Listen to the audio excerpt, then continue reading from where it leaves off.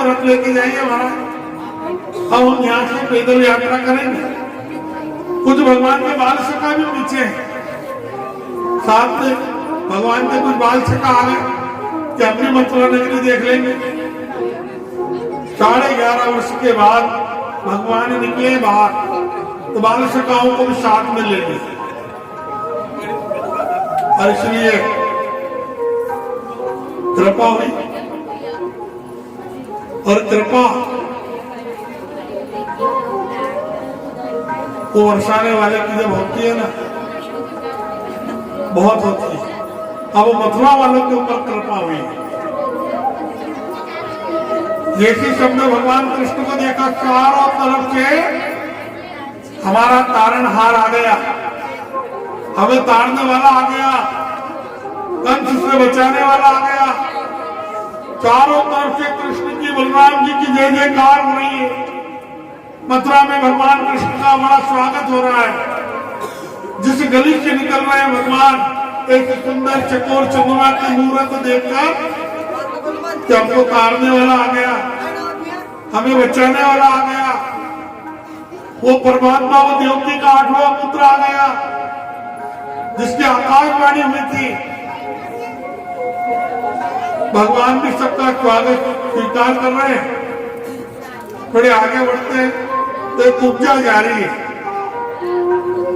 और उसके पास में एक कमंडल है, उसमें बहुत सा चंदन है, और उसकी सुगंध भगवान तक आ गई। तो भगवान ने दूर से कह दिया, ए सुंदरी। अब कुब्जा है, लेकिन भगवान ने क्या कहा, ए सुंदरी। तो उसने मन में विचार किया कि मथुरा वाले तो मेरे को कुब्जा बुलाते हैं, लेकिन इतना बड़ा ताना किसने मारा। कहीं से कहीं तक ना मेरा रूप है, ना स्वरूप है, ना शरीर ठीक ठाक है, मुझे सुंदरी कहने वाला मथुरा में है कौन। और जैसे पलट के देखा तो श्याम सुंदर मुरली वाले खड़े, ऐसी आत्मा देखी जैसे इनको कहीं पहले देखा है। हम होता है ना कि कहीं पिछले जन्म में मिल चुके हैं, या हमारा कोई पिछले जन्म का संबंध है, रिश्ता है, याद नहीं आ रहा, लेकिन मन कह रहा है कि कहीं इनको देखा है। ये कुब्जा राम जी की बहुत बड़ी भक्त थी, त्रेतायुग, और भगवान से विवाह करना चाहती, लेकिन उस समय भगवान ने एक ही पत्नी रखने का व्रत रखा था। वहां भगवान ने वचन दिया था कि एक दिन तुमसे जरूर मिलेंगे, और एक दिन तुम्हारी कुटिया में भी जरूर आएंगे। इसलिए आज वो कुब्जा त्रेतायुग की आज तो यहाँ पहुंच गई है। भगवान ने कहा, वो भगवान से कहती, आपने मुझे सुंदरी कहा। बोले महाराज,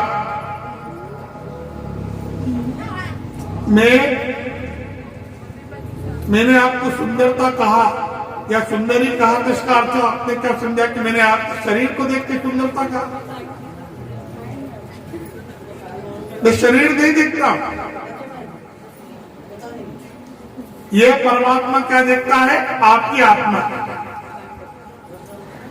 कि आपने शरीर का श्रृंगार करके रखा है कि आत्मा का करके। ना तो ये शरीर मेरे पास आने वाला है, जिस शरीर के ऊपर हमें कितना कभी कभी गुमान हो जाता है, लेकिन निर्मलता सरलता का सजाया हुआ शरीर कितना निर्मल होता है। आत्मा का श्रृंगार नहीं किया, शरीर का श्रृंगार।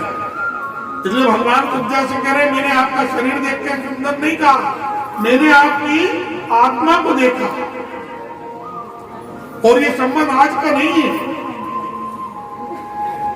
आप बड़े सुगंधित चंदन को लेके जा रही हैं, और उस चंदन की महक मुझे आप तक खींच के ले आई,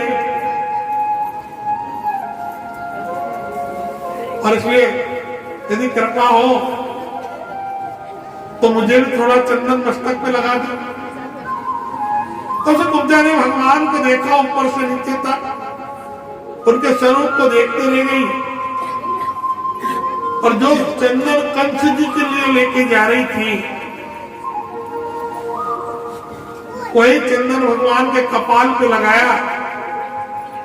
भगवान ने खंजा पकड़ा, खाट खाट खाट, इन खंजा ने तो ऊपर निकाला। चारों तरफ नाच नाच के देखने लगी कि वाकई में मैं कितनी सुंदर हूं। भगवान के चरणों में चंदन, शरीर पे चंदन, सब दूर वो चंदन लगाने लगी। और भगवान ने कहा एक दिन तुम्हारे घर जरूर आएंगे। ये संबंध आज का नहीं है, त्रेता युग का संबंध है, भक्तो भगवान का संबंध। और यहां भी वही संबंध है, कुछ प्रेम का ही संबंध। वहां से हमारे ठाकुर जी आगे बढ़े तो ऐसे चल रहा है जैसे जनकपुर में राम लक्ष्मण जी, वहां भी ये दो भाई, यहां भी ये दो भाई। वहां पे भी छोटे लक्ष्मण थे, लेकिन यहाँ छोटे बड़े बन के आए राम। इसलिए यहाँ भी बच्चे भगवान को छूकर देख रहे हैं, हाथ लगाकर छोटे छोटे बालक, क्योंकि उनकी सुंदर मूर्त, उनकी सुंदरता। इसलिए मथुरा वाले अब देख रहे हैं, कोई तो उन्हें परमात्मा ही समझ रहा है, जिनके समझ में आ गया, जिनने एक नजर में पहचान लिया कि यही है तारने वाला, इसके अलावा संसार में कोई दूसरा तार ही नहीं सकता हमारा। इसलिए यही परमात्मा है, यही भगवान है, यही ब्रह्म है। और ये कभी कभी संसार में जन्म लेता है हमारी रक्षा के। आज भगवान मथुरा वासियों की रक्षा करने के लिए पहुंचे हैं, लेकिन एक धनुष राम जी ने तोड़ा था, लेकिन ये दो धनुष एक साथ बने थे दधिच ऋषि जी महाराज की हड्डियों से। और कुल गुरु जो मथुरा के आचार्य जी, उन्होंने कंस जी महाराज से कहा कि आपके पूर्वजों को एक धनुष नारायण का, यानी भगवान शिव का आपके खजाने में रखा है, आप उसे निकालिए बाहर। यदि कृष्ण ही नारायण है तो वो धनुष को तोड़ देंगे, और यदि कृष्ण नारायण नहीं है तो वो धनुष को नहीं तोड़ सकते। एक धनुष तो त्रेता युग में भगवान राम ने तोड़ दिया, आगे का धनुषशाला सजी हुई है, वहां सुंदर धनुष रखा हुआ है, भगवान वहां तक पहुंचे। लेकिन उसके पहले एक माली जी मिल गए। अब ये वही माली है जहां राम जी लक्ष्मण जी से कह रहे हैं कि माली की बगिया है, यहाँ बिना पूछे फूल नहीं तोड़ना है। इसी बगिया में लक्ष्मण जी ने माली जी से फूल मांगे थे भगवान के कहने पर, पूजन करने के लिए। और इसी बाग में स्वयं सीता जी का दर्शन राम जी को हुआ था। और जब सीता जी का दर्शन हुआ था ना, तो वो भगवान की अखियां लड़ी थी कि भगवान 1 से 2 हो गए और अखियां 2 से 4 हो गई। चंद्रमा के चकोर के समान के बीच में से एक सुंदर चेहरा दिखता है, नुपुर की आवाज आती है, और राम जी लक्ष्मण जी से कहते देखो कुछ छन आवाज आ रही है जो मेरे मन को मोह रही है, मुझे आकर्षण कर रही है। और उसी आकर्षण में माता सीता की सखियां सीता जी को उस बाग में लेकर आती है जिस बाग के ये मालिक थे। आज सुंदर मालाएं लेके जा रहे हैं, और भगवान ने कह दिया बड़ी सुंदर मालाएं। कृष्ण जी बलराम जी को उन्होंने एक एक माला पहनाई। आगे धोबी जी मिले, उनसे कहा महाराज कुछ कपड़े लेते हमको भी दे दो। बोले नहीं, कंस जी महाराज के हैं। भगवान ने कहा अभी तक अकड़ नहीं गई है, बड़ी पुरानी अकड़ है, कैसे जाएगी? एक युग बीत गया, त्रेता युग से द्वापर आ गया, ये भी वही थे। ये त्रेता युग से इनका जन्म हुआ द्वापर में, भगवान से अकड़ गए। जो दिया भगवान ने पहली मुक्ति मथुरा में धोबी को मिली, यहीं से मोक्ष दिया। आगे धनुष के पास पहुंचे, प्रणाम किया। मथुरा के कुल गुरु आचार्य विराजमान है। महाराज बड़ा सुंदर धनुष है, हम हाथ लगा सकते हैं। कुल गुरु ने मन में विचार किया, इसीलिए तो रखा है महाराज बाहर कि आप हाथ लगाओ और हमें सूचना मिले कि आप नारायण हो कि नहीं हो। लेकिन जैसे भगवान ने हाथ लगाया, जैसे खड़ा किया, जैसे धागा बांधी, दो टुकड़े हुए और उसकी आवाज कंस के कानों तक, कंस के कानों तक धनुष के टूटने की आवाज गई। अब कंस समझ गया कि अब बचने का कोई रास्ता नहीं है। भाई विलन का आखिर में काम यही होता है, खलनायक मरता ही है और दुनिया में एक नायक तैयार जरूर होता है। और यहाँ नायक स्वयं भगवान कृष्ण है और खलनायक स्वयं भगवान, यानी भगवान जिस खलनायक को मारने के लिए आए वो स्वयं कंस है। महाराज दुनिया में सबसे बड़े कोई नायक है, कोई अभिनेता है तो वो भगवान ही, और भगवान से बड़ा कोई नायक नहीं है, भगवान से बड़ा कोई अभिनेता नहीं है। ये डायरेक्टर नहीं है, ये ऑपरेटर नहीं है। और दुनिया को चला भी रहे। एक ऑपरेटर कितने काम है? इंग्लिश में भगवान को कहते क्या? गॉड। इंग्लिश शब्द भगवान का गॉड। अब गॉड में 3 अक्षर है, जीओडी गॉड। जी मतलब जनरेटर, ओ मतलब ऑपरेटर और डी मतलब डायरेक्टर। कि सारे दुनिया के जनरेटर को कौन ऑपरेट कर रहा है? स्वयं भगवान, जो सारी दुनिया का डायरेक्टर है। उनके बिना कुछ नहीं होगा। और इसलिए वही परमात्मा, वही परम है। तो आज भर भगवान ने रंग महल में विश्राम किया। इधर कंस जी महाराज ने मन में विचार किया कि क्या करें महाराज, अब तो आ तो गई, लेकिन मरता क्या नहीं करता। इसलिए एक पागल हाथी तैयार किया गया जिसका नाम था कुबड़िया। रात भर मदिरा पिलाई गई कि जहां कल कृष्ण बलराम का सम्मान करना है, सबसे पहले इस पागल हाथी को उनके ऊपर छुड़वा दिया जाए। इधर भगवान अपने माता पिता से मिले। एक मैया को बिछड़ने का दुख हुआ तो एक माता देवकी को आज 11.5 वर्ष के बाद अपने लल्ला कन्हैया को गले लगाने का पल मिला। कितना प्रेम कर रही है माँ देवकी। बात तो सच है कि एक माँ ने जिस बालक को जन्म दिया और जो स्वयं परमात्मा, ऐसा बालक जन्म लेके मैया से बिछड़ जाए तो उसने भी 11.5 वर्ष अपने बालक के बिना कैसे काटे? बोली वो परमात्मा है, लेकिन उसके लिए तो एक बेटा है, उसके लिए तो उसका बालक है, उसके लिए तो उसका लल्ला था। तो एक माँ को बिछड़ने का दुख हो सकता है, तो क्या एक माँ को उस समय दुख नहीं हुआ? उस समय मथुरा में दुख, गोकुल में सुख, लेकिन आज गोकुल में दुख और मथुरा में सुख। और इसीलिए महाराज ये परमात्मा की कृपा हुई। भगवान हमारे ठाकुर जी सुबह दूसरे दिन उठे, माता पिता ने शुभ भगवान को अच्छे अपने हाथों से नए नए कपड़े बनाए, तैयार किया और भगवान उस जहां पर सारे मथुरावासी विराजमान हैं, एक यज्ञशाला है जहां बड़े बड़े पहलवान युद्ध लड़ रहे हैं।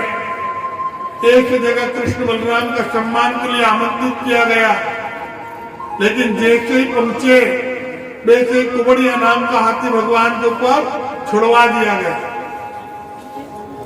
अब जब कुबड़िया नाम का हाथी छुड़वा दिया गया तो एक दांत पकड़ा हमारे ठाकुर जी ने और एक दांत पकड़ा हमारे बलराम जी ने और ऐसा आकाश में घुमाया कि दांत तो हाथ में रह गए। कुबड़िया नाम का हाथी मथुरा के बाहर, उसको मुक्ति और मोक्ष। बड़े बड़े पहलवान खड़े भगवान से कह रहे आइए हमसे युद्ध लड़िए। भगवान कह रहे तुम्हारे में बड़े बड़े हाथियों का बल है, हजारों हाथियों का बल है, बड़े बड़े पहलवान हो, क्या तुम्हें हम जैसे बालकों से कुश्ती लड़ते शर्म नहीं आएगी? तो वो कहते कि नहीं, बिल्कुल नहीं आएगी, तुम बालक नहीं हो। एक बालक इतने बड़े गोवर्धन को चिर की उंगली पे धारण नहीं कर सकता है। एक बालक अगासुर बकासुर जैसे राक्षसों को नहीं मार सकता है। एक बालक उतना का विशाल शरीर को खत्म नहीं कर सकता है। तुम साधारण नहीं हो, या तो तुम मायावी हो या कोई कुछ जादू जानते हो। भगवान ने कहा अच्छी बात है, तुम्हारी ये इच्छा तो ये भी पूरी करते हो। आइए, चाणूर और मुष्टिक जिनसे कृष्ण बलराम का युद्ध हुआ और कुछ देर के बाद ही ये लोग परलोक सिधार गए। भगवान का और कोई इच्छा हो तो आइए। मामा जी से कहा, मामा जी अब आप हमारा सम्मान नहीं करोगे? चलो आप नहीं करते हो तो हम ही आपका सम्मान ऊपर आके कर देते हैं। दूर ऊपर सिंहासन है, कंचका घबरा रहा है, सिंहासन गिर रहा है, पीछे सरक रहा है कि अब कौन बचाए। इंसान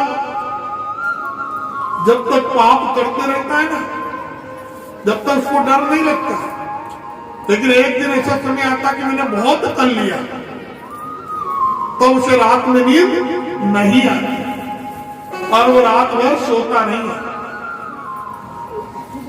एक नारियल आप लोग लीजिए,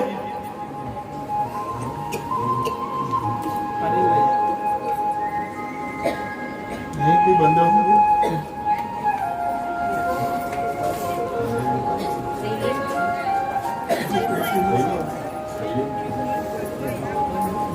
पेटी में भी हो गए, वहां से ले ले तो उधर के कलश में रख देंगे।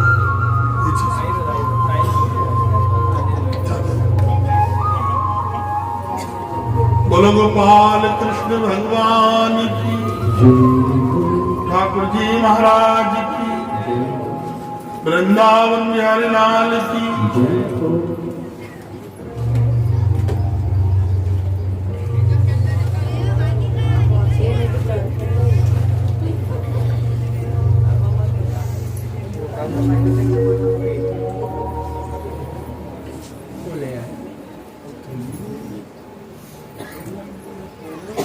एक बार में घुट में तो डबल से कथा करवाना पड़ा। मैं बोलूं क्या, भगवान ने एक लात रखी थी कान और आज के कृष्ण तुम हो और नारियल तुम्हारे हाथ में वो कंस के समान। बोलो गोपाल कृष्ण भगवान की। महाराज भगवान ने कहा, मामा जी हम आपका सम्मान कर देते हैं। अब सामने कंस जी महाराज घबरा रहे हैं और इसीलिए भगवान ने पकड़ा और उसी क्षण कि मामा जी आपने बहुत पाप किए हैं और ये पाप का घड़ा आपका भरा गया है जो झलकने लगा है। अंत समय तक आपको बहुत समझाया गया, लेकिन मुक्ति और मोक्ष तो भगवान के हाथ में लिखी थी। इधर जैसी लात धरी, हरे कृष्ण और प्राण पकड़ू उड़ गए। तो महाराज भगवान की कृपा हुई और भगवान ने एक ही बार में कंस जी के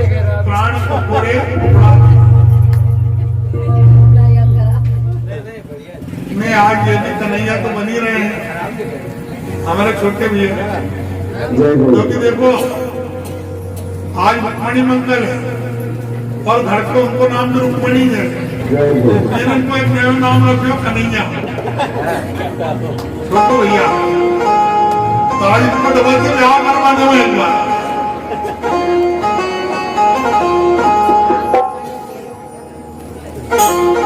बोलो गोपाल कृष्ण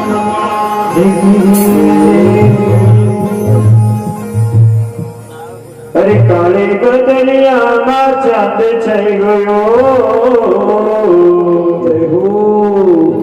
अरे कंसधारी नगरी मां कृष्ण आई गयो। काले बदलिया मा चांद छई गयो। कंसधारी नगरी मां चांद आई गयो। काले बदलिया मा चांद छई गयो। कंसधारी नगरी मां चांद आई गयो। काले बदलिया मा चांद छई गयो।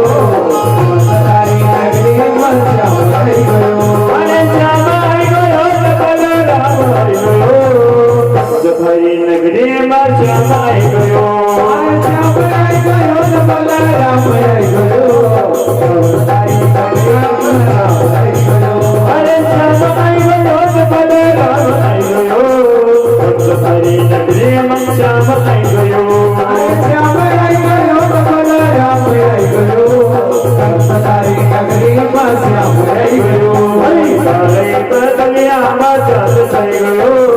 कंसधारी नगरी मां चांद आई गयो। अरे चांद आई गयो बलराम आई गयो।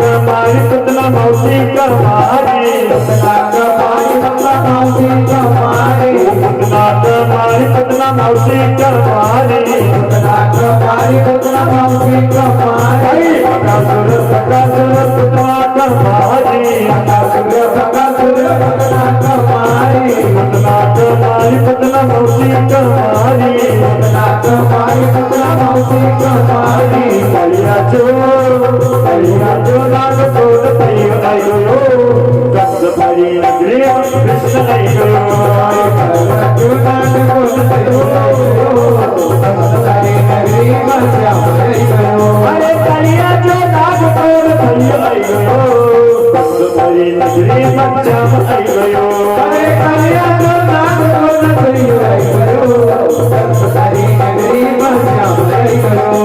काले बदलिया मां चांद छई गयो। कंसधारी नगरी मां कृष्ण आई गयो। काले बदलिया मां चांद छई गयो। कंसधारी नगरी मां चांद आई गयो।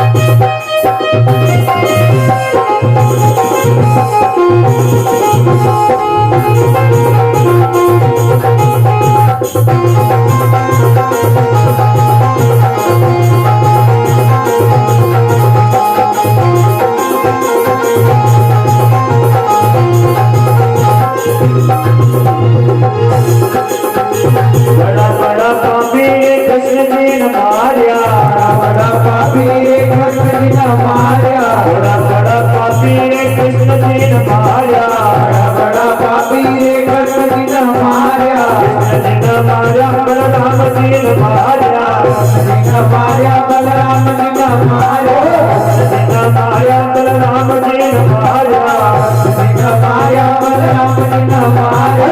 बड़ा बड़ा पापी कृष्ण जी ने मारिया, बड़ा बड़ा पापी कृष्ण जी ने मारिया, कृष्ण जी ने मारिया बलराम जी ने मारिया, कृष्ण जी ने मारिया बलराम जी ने मारिया। ओ सब पापी को, सब पापी को, हो पापी को तेरे चंद्र आई गयो, भक्त भाई नगरी में कृष्ण आई गयो, पापी को जीव को आई गयो, नगरी में आई गयो, सब पापी को जीव को चंद्र आई गयो, भक्त भाई नगरी में कृष्ण आई गयो, सब पापी को जीव को चंद्र आई गयो, भक्त भाई नगरी में आई गयो।